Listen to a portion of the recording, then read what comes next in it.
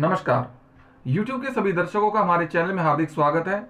दोस्तों, आज की वीडियो में हम आपको बताने जा रहे हैं कि कुछ लोग जो हमसे पुत्र प्राप्ति के संबंध में जो तिथियां होती हैं, तिथियों के संबंध में एकादशी तिथि और त्रयोदशी तिथि, इन दो तिथियों के बारे में बात करते हैं कि सर क्या इन तिथियों में बेबी कंसीव करें या नहीं करें। जब हम कोई डेट देते हैं, एकादशी तिथि आती है तो हमारे सामने कमेंट्स आती हैं कि सर एकादशी है, सर एकादशी है, एकादशी है। देखिए, गर्भाधान के लिए एकादशी त्रयोदशी का कोई मैटर नहीं है। गर्भाधान के लिए चतुर्थी, अष्टमी, चतुर्दशी, अमावस्या और पूर्णिमा, ठीक है। कहने का मतलब रिक्ता तिथि जिसमें नवमी और ऐड होती है। चतुर्थी, नवमी, चतुर्दशी और अष्टमी, अमावस्या और पूर्णिमा, ये तिथियां हैं जो गर्भाधान में यूज नहीं की जाती हैं, चाहे कृष्ण पक्ष हो या शुक्ल पक्ष हो। और जो लोग इस बात को सोचते हैं कि एकादशी या त्रयोदशी को यूज करें या नहीं करें, या फिर उन्होंने कहीं सुना होगा, तो देखिए, कुछ चीजें किसी और चीज के लिए बनाई जाती हैं, कुछ और नियम होते हैं और उनको आप समझ कुछ और लेते हैं। हो सकता है आपने सुना हो, लेकिन वो बात कुछ और है। एक्चुअली बात यह है कि जो सम विषम रात्रियां हम जो गिनते हैं पीरियड्स के बाद में,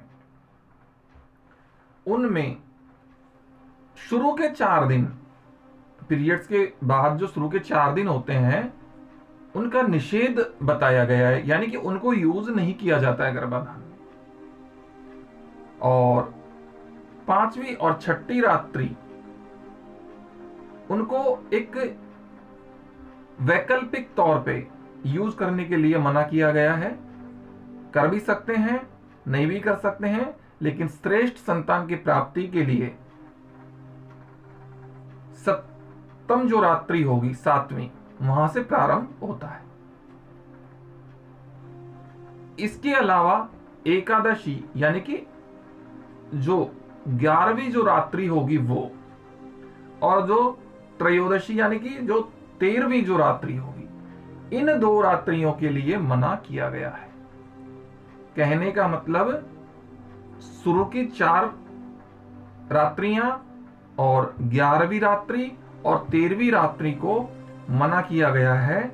लेकिन लोग इसको ऐसा नहीं समझ करके, और मुझे या तो लगता है कि जो बताने वाले हैं वही गलती करते हैं और उन्हीं ने एकादशी के लिए निषेध बता दिया गया है, या फिर उन्होंने समझाया कुछ और है और समझ गए कुछ और है।